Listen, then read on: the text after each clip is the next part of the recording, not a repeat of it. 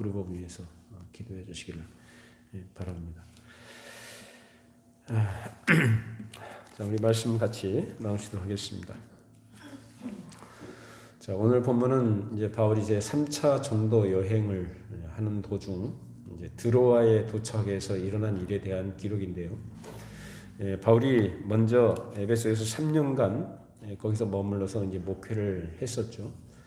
그리고 우리는 계속해서 여러 번에 걸쳐서 데메드리오와 그 일당들이 바울의 복음을 어떻게 대적을 했는가, 이런 부분들을 우리가 살펴보았습니다.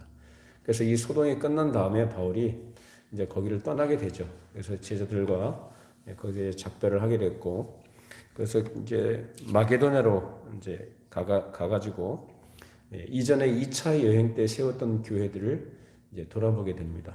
그런 교회들이 빌립보, 데살로니가, 베레아, 아덴, 그리고 고린도 교회, 이런 교회들이었죠. 그 교회들을 먼저 찾아본 후에 이제 남쪽으로 내려가서 이제 고린도에서 석 달을 거기서 겨울을 지나게 되는데, 거기서 기록한 것이 로마서입니다. 그래서 로마서를 기록을 해서 로마 교회에 그 서신을 보내고 나서 이제 그곳을 이제 떠나게 됩니다. 떠나서 배를 타고 이제 수리아 안디옥으로 가려고 했지만은 거기서 유대인들이 자기를 잡아 죽이려고 한다, 그래서 공모한다는 사실을 알고 이제 그쪽으로 가지 않고 이제 육로로 해서 이제 북쪽으로 해서 이제 아가야를 지나서 이제 마게도냐로 다시 돌아와서 돌아온 거죠. 돌아가는 거예요. 그래서 마게도냐로 돌아와서 이제 빌립보에서 그 머물다가 이제 58년 봄 이제 유월절과 무교절을 지난 다음에 거기서 배를 타고 닷새 동안 항해한 끝에 이제 아시아도의 북쪽에 있는 드로아라는 그런 도시에 도착을 했습니다. 그 내용이 우리가 앞서 읽었던 1절부터 6절까지의 내용인데 다시 한번 보시겠습니다. 자, 제가 설명을 드린 것을 생각하시면서 한번 읽어보시죠. 소요가 그침에 바울은 제자들을 불러 고난 후에 작별하고 떠나 마게도냐로 가니라. 그 지방으로 다녀가며 여러 말로 제자들에게 권하고 헬라에 이르러 거기 석 달 동안 있다가 배 타고 수리아로 가고자 할 그때에 유대인들이 자기를 해하려고 공모함으로 마게도냐를 거쳐 돌아가기로 작정하니, 아시아까지 함께 가는 자는 베레아 사람 부르의 아들 소바도와 데살로니가 사람 아리스타고와 세군도와 더베 사람 가이오와 및 디모데와 아시아 사람 두기고와 드로비모라. 그들은 먼저 가서 드로아에서 우리를 기다리더라. 우리는 무교절 후에 빌립보에서 배로 떠나 닷새 만에 드로아에 있는 그들에게 가서 2일을 머무니라. 자, 여기 보면 이제 드로아에 먼저 가서 기다리고 있던 사람들이 한 7명 정도가 기록이 되어 있는데, 이제 5절, 6절에 보면은 그래서 우리라는 표현을 하고 있어요. 다시 한번 보십시다. 자, 보면은 그들은 먼저 가서 드로아에서 우리를 기다리더라. 그리고 6절에 우리는 이라고 했죠. 그러면 이 사도행전을 기록한 사람은 누군가요? 누가죠, 누가. 누가가 이것을 기록했다고 했을 때, 그러면은 여기서 말하는 우리라고 할 때는 여기 누가 들어가 있는 거예요? 누가 자신이 들어가 있는 거죠. 누가가 들어가 있는 것인데, 그렇다면 이 누가는 먼저 드로아에 가 있는 사람들, 여기 열거한 7명의 사람들과 같이 동행한 것이 아니라 누구하고 같이 있는 거예요? 바울하고 같이 있는 거죠. 바울하고. 이게 바울하고 같이 늘 동행했던 거예요. 그러니까 먼저 드로아에 가 있는 사람들과 별도로 이 사람은 항상 이 바울을 수종하면서, 바울을 도우면서 또 그 바울이 필요한 것들을 또 어떤 여러 가지 힘을 보태주면서 늘 동행해줬던 거죠. 참 신실한 사람이 바로 이 누가예요. 그러니까 바울 입장에서 봤을 때 참 그 힘들고 참 혹독한 그런 환경 속에서 복음을 전하면서 돌아다니는데, 그 옆에서 늘 진득하게 신실하게 그 옆에서 수종 들어주면서 자기를 돕는 이 누가가 얼마나 고마웠겠습니까? 그만큼 이 누가는 바울에게 큰 힘이 됐던 사람이에요.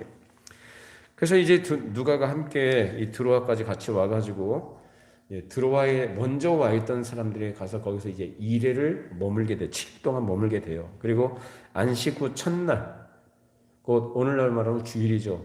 그 당시에 안식일 날은 언제예요? 토요일입니다. 안식 후 첫날은 예수님께서 부활하신 날이죠. 그래서 주일입니다.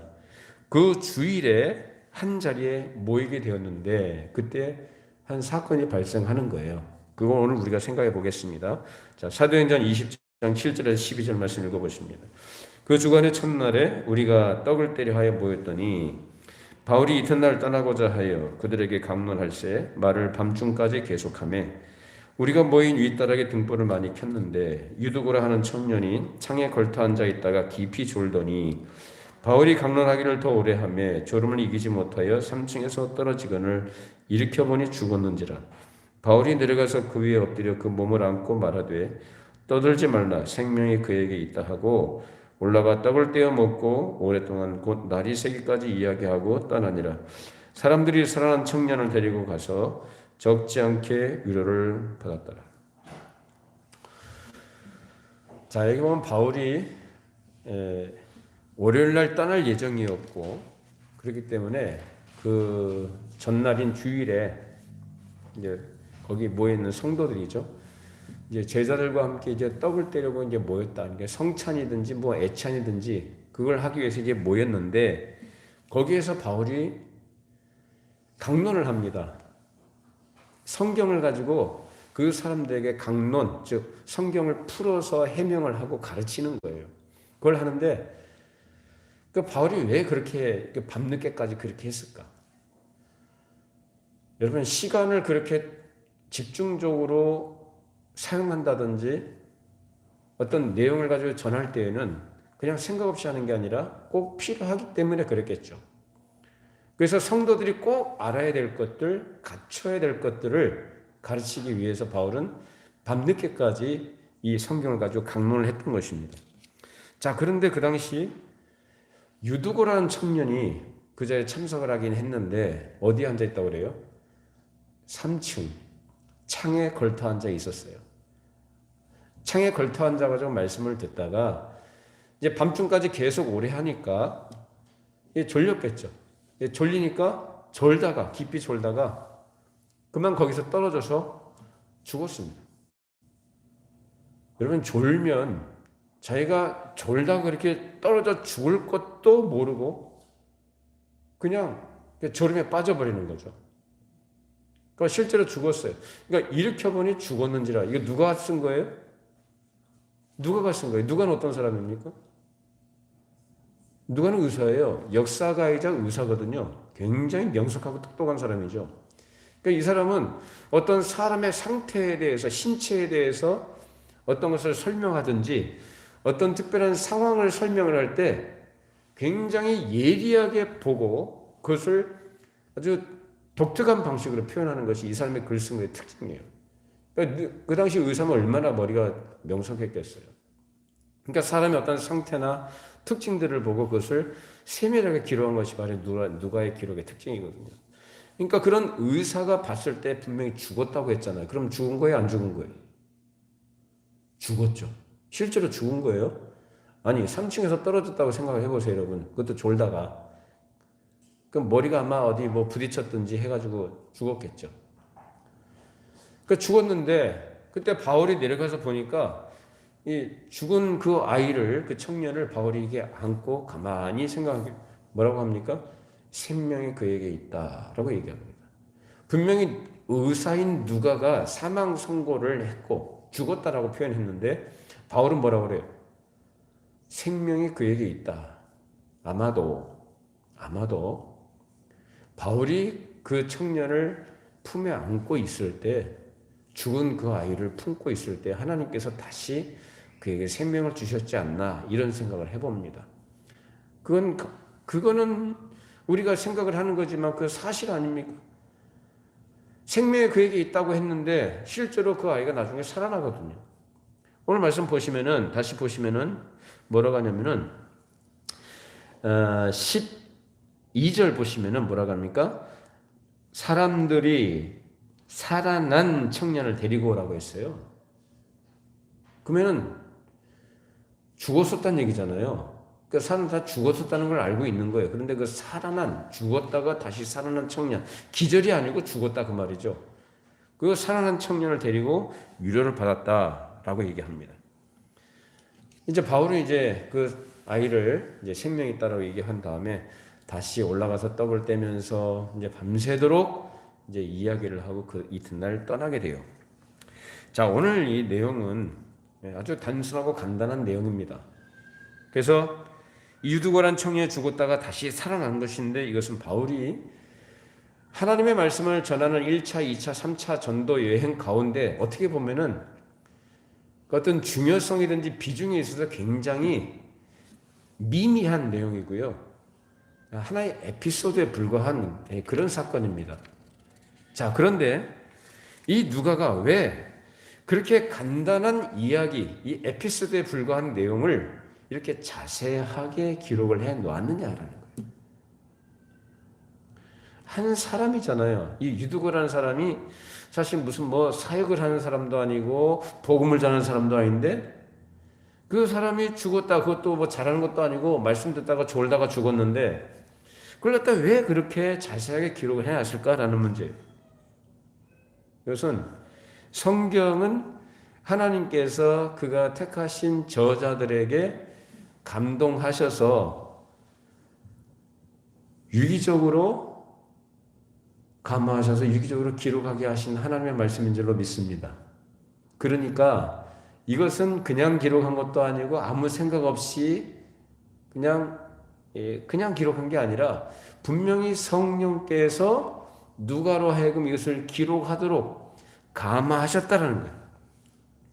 그러니까 꼭 이것을 기록해야 될 필요가 있기 때문에 그렇게 기록했다라는 문제입니다. 그것을 통해서 하나님께서 오고 오는 모든 교회와 모든 성도들에게 가르쳐 주시고자 하시는 것, 교훈과 어떤 계시를 전달하는 방식으로서 이것을 쓰셨다. 따라서 이 간단한 에피소드 가운데서도 우리들이 알기 원하시는 교훈이 여기 들어있는 것이고, 하나님께서 드러내 보여주시고자 하시는 계시들이 여기에 있다는 것을 우리가 생각해 볼 필요가 있는 거죠. 자, 그러면 바울이 그 다음날 떠날 사람인데, 그러면은 좀 먼 길을 가려면 충분히 좀 쉬고 그래야 되지 않습니까? 그게 정상이죠.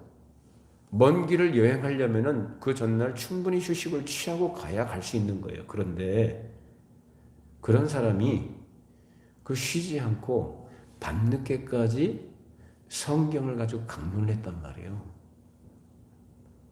왜 그랬을까요? 왜 밤늦게까지, 그 다음날 먼 길을 떠날 사람이 쉬어야 되는데 그러지도 않고 밤늦게까지. 그것은 자기가 지금 쉬고 그렇게 여행을 떠나기 위해서 쉬고 그렇게 한가한 시간이 그런 때가 아니다라는 거예요. 밤을 새면서까지 밤늦게까지라도 이 성도들에게 가르쳐 줘야 할 분명한 사실이 있고 그만큼 중요한 일이 있기 때문에 바울이 그렇게 했다는 것을 우리가 생각해 봐야 되는 거예요. 자, 바울이 황제 가이사에게 상소해서 이제 주후 62년경에 이제 로마에 가게 됩니다. 그리고 주후 64년경에 거기서 풀려나서 이제 무죄 선고를 받고 나오게 돼요. 자, 그 당시 로마 황제가 네로라는 사람이었는데, 여러분 네로 얘기 많이 들어보셨죠? 이 사람은 굉장히 포악하고 광기, 즉 이제 미친 사람이에요. 이 사람이 로마 시내에다가 불을 질러요. 자, 불을 질러 놓고 이제 그 화살이 자기한테 돌아오니까 백성들의 이 여론이 자기한테 불리하게 돌아가고 하니까 그 화살을 누구한테 돌리느냐? 기독교인들한테 돌립니다. 이 기독교인들이 화재를 냈다. 그래서 이 화재의 원인을 기독교인들한테 돌리면서 그래서 이 교인들을 박해하고 교회를 핍박하게 되는데, 이 로마의 그 네로가 그런 짓들을 했던 것입니다. 그렇게 해서 대박해가 일어나게 됐고, 바울은 박해가 나던 그 해에 석방이 된 거죠. 그러니까 이 박해 사건이 나던 그 해에 로마에서 석방이 돼가지고 이제 아시아로 헬라로 여러 군데로 돌아다녔습니다만은 불과 이제 3, 4년 남짓 정도 되는 66년이나 67년경에 오늘 이 사건이 일어난, 즉 죽은 유두고가 다시 살아난 이 드로아에서 바울이 다시 체포돼요.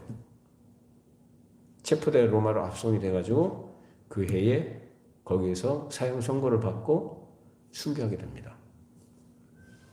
그러니까 지금부터 계산해 보면 이 복음 때문에 앞으로 10년 이내에 이 바울은 순교할 사람인 거예요.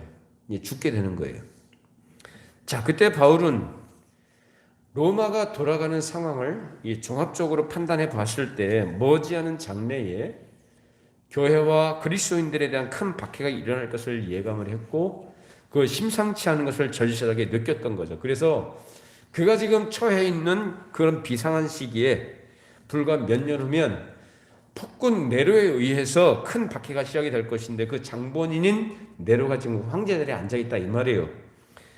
그래서 하나님의 거룩한 나라가 능력 있게 전진해 나갈 때 이 마귀란 놈이 가만히 있지 않죠. 그냥 강 건너 불경한테 가만히 있는 놈이 아니죠.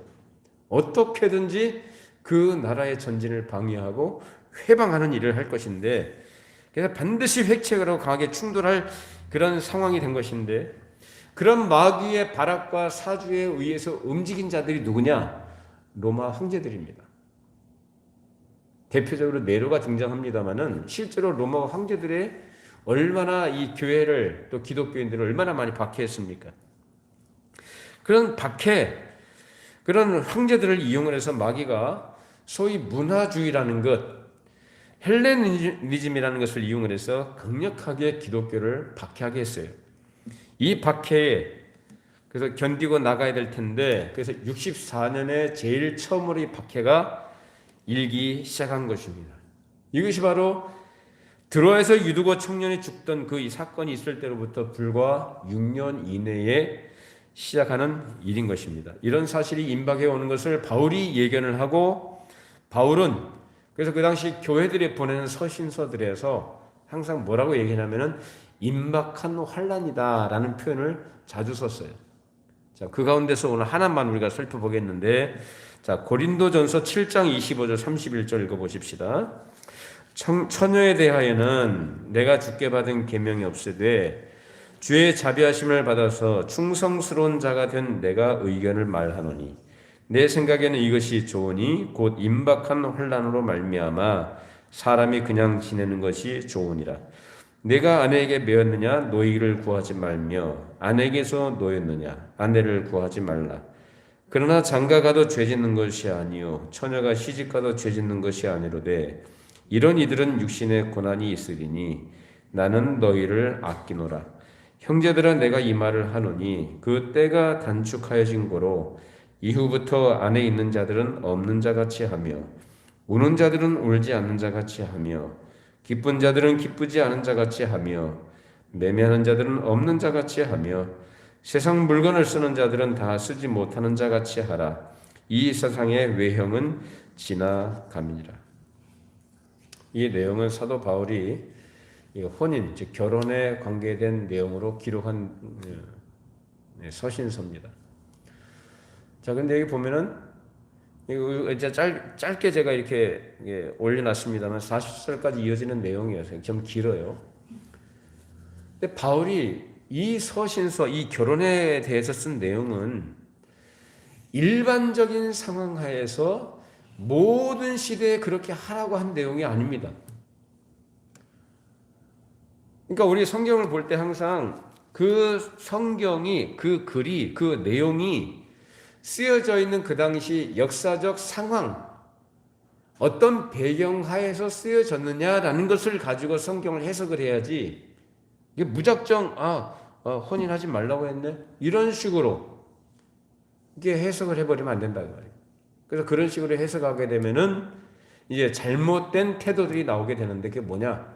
하나의 예를 들면 로마 카톨릭 사제들이 결혼합니까? 안 합니까? 신부들이.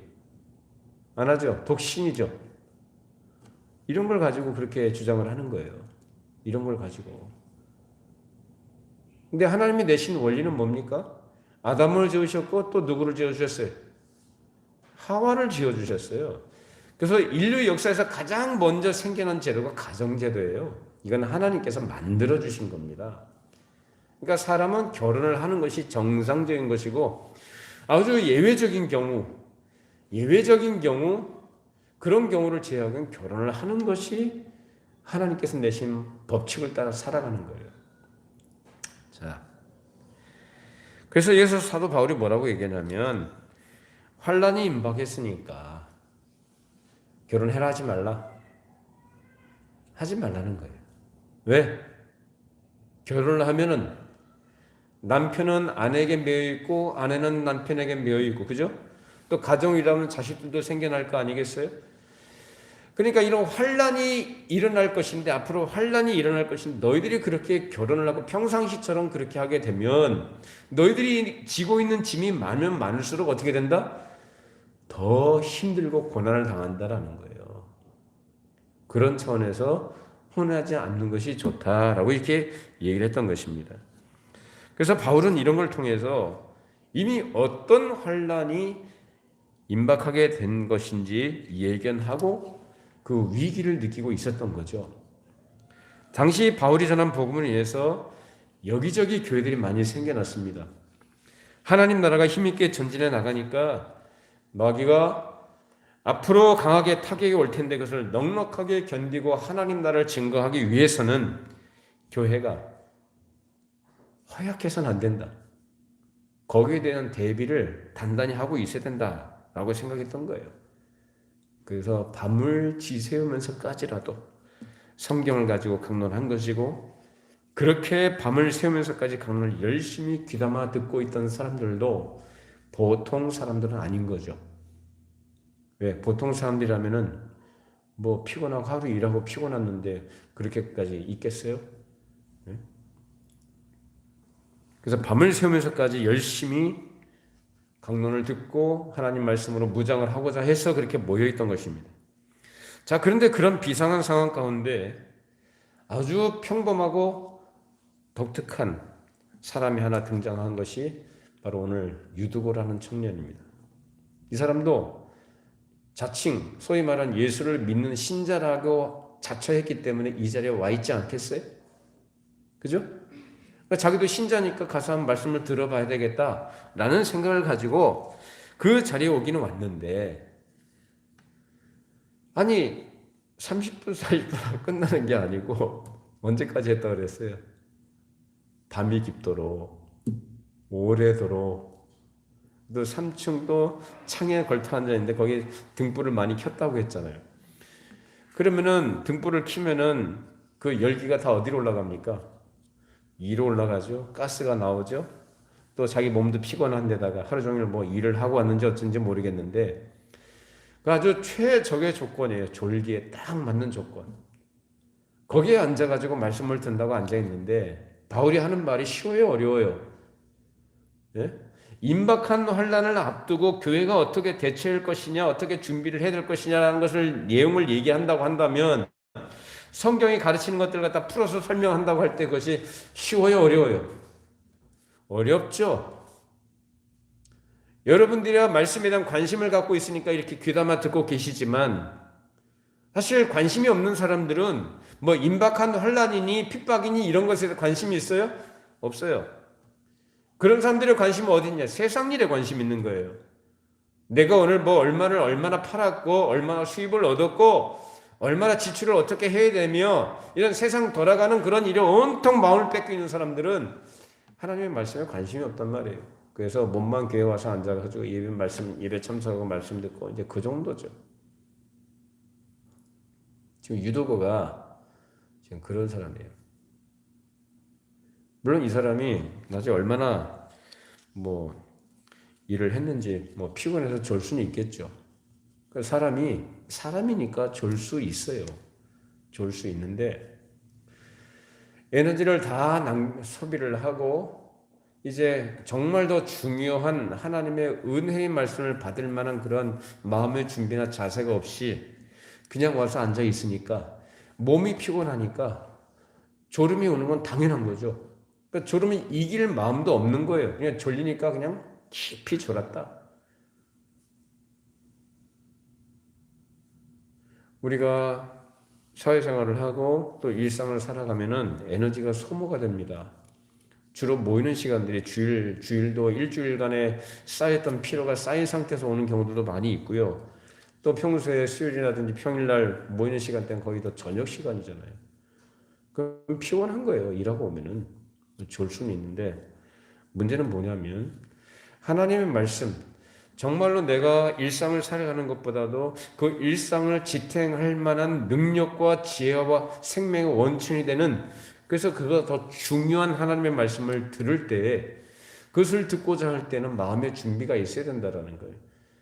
그 준비 없이 와서 그냥 가만히 앉아서 말씀만 듣고 그냥 돌아가면 그만이다라는 생각은 아주 잘못된 것이다, 그 말입니다. 특별히 그 당시에는 비상한 시기였기 때문에 더더욱 경각심을 가지고 바울의 강론을 경청해야 했던 거예요. 그러면 그 자리에 모인 사람들은 일을 안 한 사람들입니까? 다 똑같이 하루 24시간 가운데서 어떤 부분들을 자기 일상을 살다가 생활하다가 온 사람들이, 어찌 보면 유두하고 똑같은 입장에 있는 사람들이죠. 근데 그 사람들은 경각심을 가지고 말씀을 경청을 했어요. 근데 유두는 어떻게 했어요? 경각심이 아닌 그냥 평이한 생각을 가지고 그냥 한번 말씀 들어봐야 되겠다 싶어가지고 오긴 왔는데, 그래서 마음의 준비 없이 그 말씀을 경청하고자 하는 태도가 아닌 것이 무엇으로 나타나 보이느냐? 창문에 걸터 앉은 것. 이것이 우리가 뭘 가르쳐 줍니까? 여러분, 창문이 보여주는 게 뭐죠? 창문, 여기 창이 있잖아요. 여기 창문이 있으면은 창 밖이 있고 창 안이에요. 그러니까 창이라는 것은 밖과 안의 경계선에 있는 거예요. 하나님 나라와 이 세상의 경계선을 이 창으로 우리가 상징적으로 이해할 수가 있습니다. 그런 마음의 상태와 영적 상태가 바로 유두고의 상태였던 거예요. 안으로 완전히 들어와야지, 들어와서 여기 있는 것들을 채워나가야 된다. 그러지 않고 그냥 어중간하게, 뜨뜻미지근하게, 이것도 아니고 저것도 아닌 세상과 하나님과의 경계선에서 어중간하게 걸쳐 앉아있는, 그러니까 육체의 조건이 약해지니까 어떻게 해요? 금방 졸음이 오고 졸다가 떨어져 죽을 수도 있는데, 그런 거기에 대한 경각심도 없이 앉아있다가 떨어져 죽은 거예요. 이것은 비상한 시기에 비상한 의식과 각성이 없이 그냥 자기 일생에, 자기 삶의 세상 일에 도취해서 살아가는 사람을 상징적으로 보여주는 것인데, 그런 사람을 하나님께서 절대로 용납하지 않으시고 기뻐하지 않으신다는 것을 여기에서 가르치시는 겁니다. 우리는 사도행전을 우리가 살펴보면서 아나니아와 삽비라는 사람에 대해서도 우리가 살펴보았었어요. 그 사건을 거기 기록하게 한 것은 왜 그랬을까? 마찬가지예요. 교회에 우리들에게 하나님께서 교훈하시고자 하는 내용이 있었기 때문에 그렇게 하신 겁니다. 여기 오늘 본문에 있는 내용을 보면 등장하는 사람들이, 이 모여있는 사람들이 비상한 시기를 살아가는 사람들이고 비상한 인물들입니다. 바울이나 그 청중들이 다 비상한 인물들로 등장하게 되는 것인데, 이러한 비상한 사태를 예견하고 앞으로 올 것들을 바라본다는 것은, 물론 바로 며칠 있다가 무슨 일이 사단이 일어난다 뭐 그런 것은 아니지만, 뭔가를 느끼고 무엇을 예견하고 그런 것들을 준비해야 된다는 것을 얘기하는데, 그렇지 않으면 늦는다는 거예요. 그래서 어떤 상황들을 보고 세상 돌아가는 걸 보면서 우리도 그런 것들을 생각을 할 줄 알아야 된다는 거예요. 앞으로 교회가 어떻게 될 것인지, 앞으로 교회가 처한 상황들, 또 이 복음이 처한 상황들이 어떻게 될 것인지를 세상 돌아가는 걸 보면서 판단하고 분별할 줄 알아야 된다는 거예요. 거기에 적절한 마음의 준비, 어떤 결단들, 태도들을 갖춰야 된다는 것인데, 그래서 예수님께서 이와 관련된 말씀을, 중요한 말씀을 하셨죠. 자, 누가복음 14장 28절 33절 읽어보십시다. 너희 중에 누가 망대를 세우고자 할진대 자기의 가진 것이 준공하기까지 족할는지 먼저 앉아 그 비용을 계산하지 아니하겠느냐. 그렇게 아니하여 그 기초만 쌓고 능히 이루지 못하면 보는 자가 다 비웃어 이르되 이 사람이 공사를 시작하고 능히 이루지 못하였다 하리라. 또 어떤 임금이 다른 임금과 싸우러 갈 때에 먼저 한 자 1만 명으로 서서 2만 명을 거느리고 오는 자를 대적할 수 있을까 헤아리지 아니하겠느냐. 만일 못할 터이면 그가 아직 멀리 있을 때 사신을 보내 화친을 청할지니라. 이와 같이 너희 중에 누구든지 자기의 모든 소유를 버리지 아니하면 능히 내 제자가 되지 못하리라. 그러니까 제자로서 즉 예수를 믿는다, 예수를 따른다, 하나님의 백성을 살아간다라고 할 때는 아무 생각 없이 아무 준비 없이 어떤 것도 예견하지 않고 그냥 무작정 되는 게 아니다 그 말이죠. 따져보라는 거예요. 계산해봐라는 거예요. 그래서 사람이 망대를 세우고자 할 때는 어떤 망대를 세우려고 한다면 그 세우고자 할 때 그 견적이 얼마나 나올지를 계산해봐야 될 거 아닙니까? 그냥 계산도 안 해보고 무작정 뭐 자재가 얼마 들어가고 사람이 얼마나 동원이 되고 시간이 공기가 얼마나 걸릴지 생각도 안 해보고 그냥 무작정 하다가 뭐 예를 들어 자재가 다 떨어져 버린다든지 인력이 보충이 안 된다든지 그럼 그거 세울 수 있어요? 시작은 했는데 마무리합니까? 못합니까? 못한다. 안 하느니만 못하다. 그건 시작한 것이 의미가 없다라는 거죠. 또 하나 어떤 임금이 전쟁을 하러 나가는데 1만 명을 가지고 2만 명을 상대해서 내가 승리할 수 있는 것이냐 그 승리 여부에 대해서 승산이 있느냐 없느냐를 따져봐야 되는데 만약에 그래서 내가 감당하지 못할 것 같으면 먼저 어떻게 하라고 합니까? 싸우기 전에 전투를 시작하기 전에 어떻게 해요? 먼저 외교적으로 해결을 하고 화친을 청하는 것이 지혜로운 거 아니냐라는 그러니까 따져봐야 된다는 것을 얘기하는 겁니다. 그리고 하신 말씀이 너희 중에 누구든지 자기의 모든 소유를 버리지 아니하면 능히 내 제자가 되지 못하리라. 즉 예수 믿는 도를 따르는 사람, 예수 믿는 사람으로 살아가기 위해서 우리가 뭘 버리고 뭘 취해야 되냐, 뭘 갖춰야 되느냐 이런 것들을 예수님께서 말씀하신 거예요. 오늘 말씀에 대비해서 우리가 생각해 보면 비상한 시기에 거기에 대한 경각심을 가지고 대처할 준비를 해야 된다라는 것입니다. 이렇게 항상 하나님 나라의 일을 해 나갈 때 그리고 이 세상에서 하나님의 백성으로 살아가려고 할 때는 항상 뭐가 있느냐? 어쩌다가 생기는 게 아니라 항상 있는 게 뭐냐? 적이다. 적. 대적이 있다는 거예요. 그 적이 있다는 것은 결국은 적은 항상 공격을 하고 침투해 오는 게 목적이에요. 그걸 무너뜨리는 게 최종 목적이죠. 그렇기 때문에 언제든지 틈이 있으면 비집고 들어오고 침투해 들어오고 혼란스럽게 하는 것인데 내부적으로는 지금까지 같이 한다는 사람들마저도 적의 그런 침투를 받아가지고 악행도 하고 배신도 하고 불의도 행하는 것입니다. 또 외부에서는 여러 가지 박해를 가하기도 합니다. 그래서 안과 밖에 이런 적들의 이런 노략질과 적들의 공격들 이런 일들이 일어난다는 거예요. 이런 비상한 사태를 예견을 하고 거기 비상하게 대처하기 위해서는 허약해서는 안 된다. 믿음이 굳건해야 된다는 거예요. 그 믿음은 믿습니다가 아니라 주의 말씀을 통해서 우리에게 가르쳐 주시는 거룩한 도리를 바르게 이해하고 그 말씀을 마음으로 받아서 내 마음판에 새겨두고 그 말씀을 따르고자 하는 그러한 결단들, 각오들이 있어야 된다는 거예요. 그러기 위해서는 이러한 적들에 대해서 싸움에 임하는 무장이라는 것이 있어야 되고 무엇보다도 어린아이는 전투에 나갈 수가 없다는 것을 얘기하자면 성숙해야 된다. 유치한 수준에서 어린아이 수준에서 어떻게 싸우겠어요? 어린애들은 그냥 갖다가 그냥 조금만 건드려도 넘어지잖아요. 조금만 건드려도 울고 어떻게 싸워요? 그렇기 때문에 교회에 필요한 것은 그런 유치한 수준에 머물고 그리고 성도의 어떤 신앙의 상태가 어린아이 수준에 있어서 안 된다. 더 깊어져야 되고 견고해야 되고 성숙해야 된다라는 거. 그러기 위해서 필요한 것이 뭐냐? 말씀을 잘 배우고 말씀을 무장하는 거예요. 이 은혜가 여러분들에게 있기를 바랍니다. 이런 거 없으면 넘어져 버려요.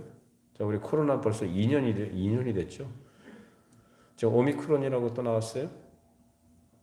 32개의 변이를 가진 아주 강력하답니다.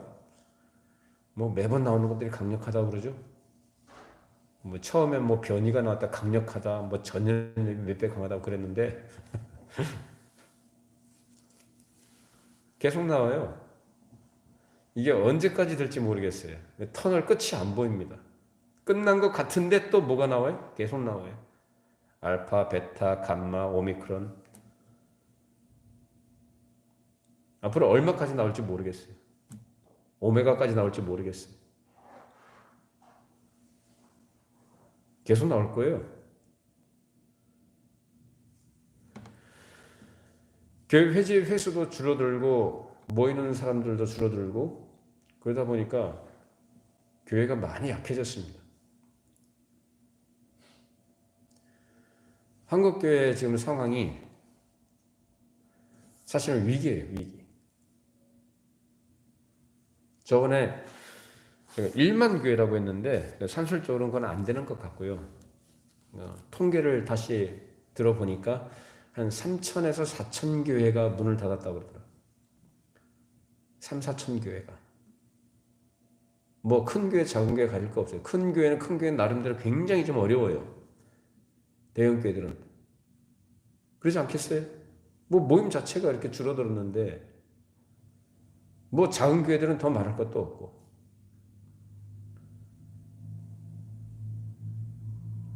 이런 가운데서 우리가 어떻게 이런 상황을 바라봐야 되고 어떻게 우리 마음가짐을 가져야 되느냐.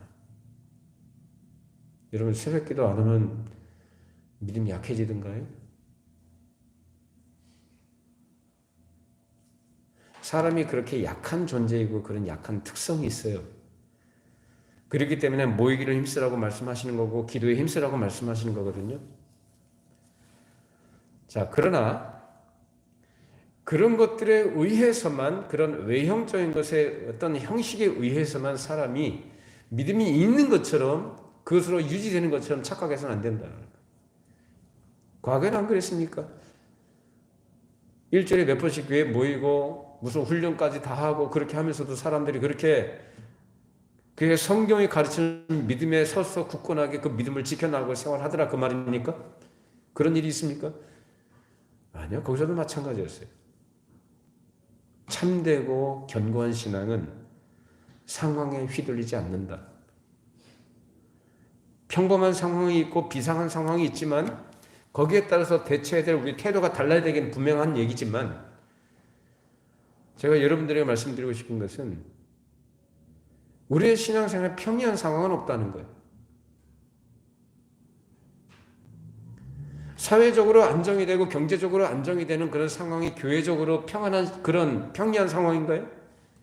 물론 외적인 어떤 환란, 전쟁이나 기근이나 이런 것들이 있을 수 있지만은 그거는 별도로 얘기하고 교회적인 입장에서 봤을 때 세상과 대척점에 있는 교회 입장에서 봤을 때 교회가 처해 있는 상황이 언제나 평안한 상황이 있었냐 이 말이에요.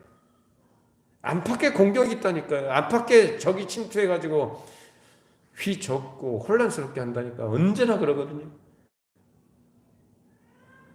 그렇기 때문에 교회의 상황은 항상 비상한 시기다. 언제나 적은 틈을 노리고 있고 우리를 공격할 준비를 하고 있고 실제로 공격한다는 거예요. 평안하면 평안한 가운데서 교묘하게 하고 힘들면 힘든 상황에서 그렇게 또 힘들게 하고 다른 수가 없습니다. 여러분 각자가 하나님의 말씀을 늘 가까이 하시고 말씀 묵상하시고 말씀의 가르침을 잘 배우시고 말씀에 유념해서 말씀을 따라가는 생활을 꾸준하게 지속적으로 성실하게 하시는 거예요.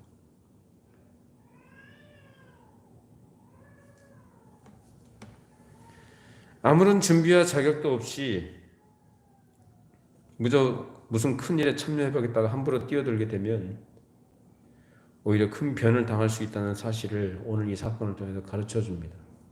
신자라고 하면서 예수 믿는다고 하면서 그래서 그 자리에 참석은 했어요. 근데 그 자리가 그런 보통 자리입니까? 굉장히 엄중한 시간이고 정말로 중요한 시간인데 그런 큰 일을 앞두고 그런 일에 아무 준비 없이 참여한 자들 이렇게 하나님께서 징계하신다는 거예요. 사람이 자기가 할 수 있는지 없는지 생각하지 않고 무작정 어떤 좋은 명분과 믿음이라는 미명하에서 밀어붙이면 된다는 식의 생각을 버려야 된다. 하나님은 그런 식으로 일하시는 분이 아니다라는 거예요. 그리고 그런 사람도 기뻐하시지 않습니다. 근데 우리는 흔히 저지른 실수 중에 하나가 뭐냐면 믿음으로 하면 된다라는 이러한 무모한 자기 생각과 자기 판단을 앞세워서 무슨 일을 해 나가려고 하는 거예요. 이거는 신앙생활에서 마찬가지입니다만 여러분이 예수를 믿는 신자로서 세상을 살아갈 때 여러분 일상을 살아갈 때도 마찬가지입니다. 우리가 살아가는 교회와 분리돼서 나 혼자 독립적으로 살아가는 게 아니거든요. 그러니까 우리가 살아가는 건 내 개인의 일상이든지 아니면 교회의 삶이든지 항상 우리는 어디에 따라 살아야 되냐. 하나님께서 말씀하신 그 말씀을 따라가야 돼요. 무조건 믿음으로 하면 됩니까? 그게 얼마나 많은 문제를 야기했는지 몰라요. 무조건 믿습니다 하고 뭘 믿는데요? 하나님이 함께 하신다고요? 내가 주의를 한다고? 아니, 그런 식으로 하는 게 아니에요. 하나님께서 어떠한 상황 속에서 어떤 필요에 따라서 하나님께서 특별한 하나님의 빛을 비추어 주기 전에는 우리 뭘 따라야 되느냐? 역사적 법칙을 따라가야 되는 것이고 다시 말하면 이 사회의 법을 따라가야 되는 거고요. 상식을 따라가야 된다. 그런 것을 기대해서 살아가도록 돼 있어요, 우리는. 그러니까 믿습니다 하면은 뭐 이 사회법이니 역사적인 법이든지 뭐 이런 자연 법칙을 벗어나서 하나님께서는 기적을 일으켜서 뭘 해주신 그런 일은 없습니다. 하나님께서 우리에게 기적을 따라서 살라고 하지 않아요. 물 흐르듯이 순리를 따라서 여러분 신앙생활 하시기 바랍니다. 물 흐르듯이 순리대로. 우리 흔한 그 얘기들인데요. 우리 마치 교회 건축하는 것이 지상 무슨 과제인 것처럼 교회를 꼭 건축을 해야 된다. 무리하게 교회를 건축해가지고 낭패를 당하는 게 얼마나 많습니까? 그거 할 때 뭘 가지고 해요? 믿음으로 해요, 다. 다 하나님의 뜻이라고 얘기하고. 그래 무리하게 서로 보증 쓰고 대출 받아가지고 그렇게 교회 지어놓고 교회는 지어놨는데 그 결과가 어떻게 돼요? 더 중요하고 정작 써야 될 것을 쓰지 못하고 그것 때문에 교회가 힘들어지고 시험 들고 깨지고 이런 일들이 얼마나 많이 있습니까? 교회 건축이라는 것도 어떤 선교 사역을 한다는 것도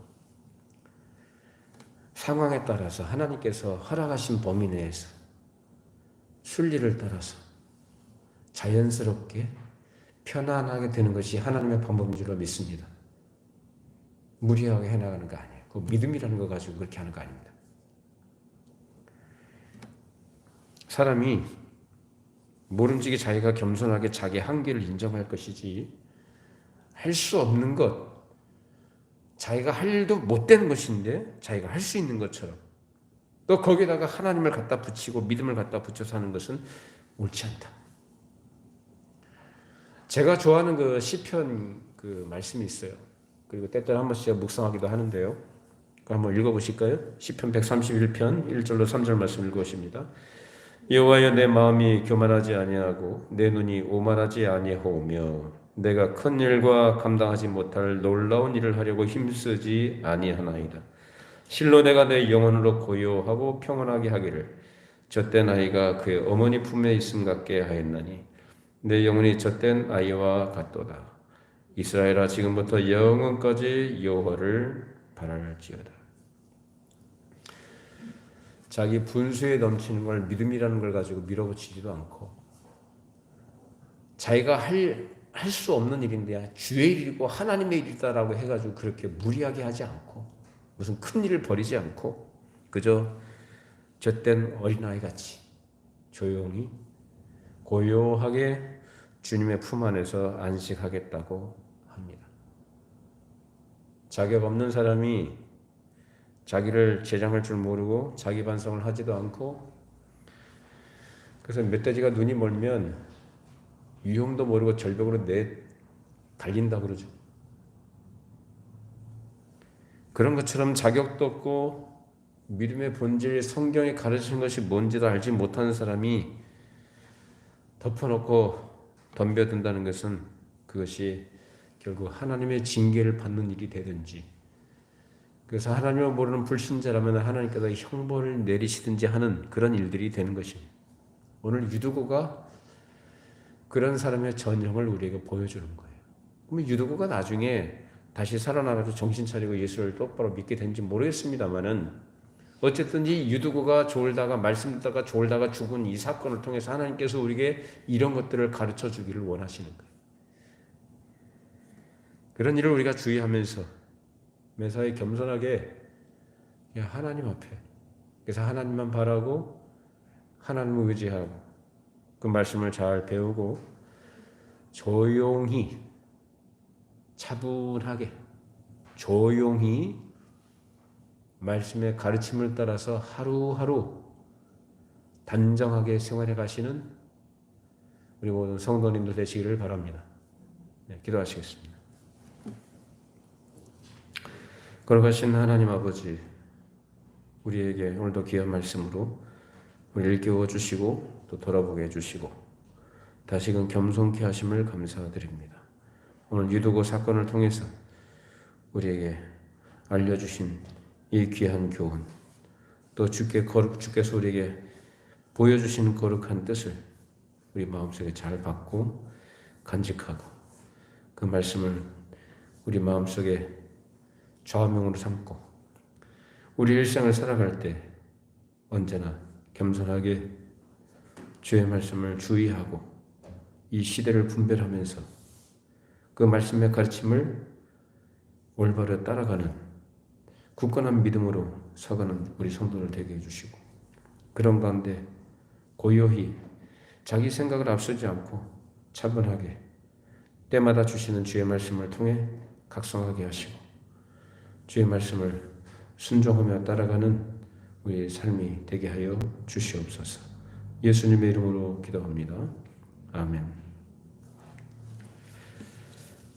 자리에서 일어나시겠습니다. 635장 작성드리겠습니다.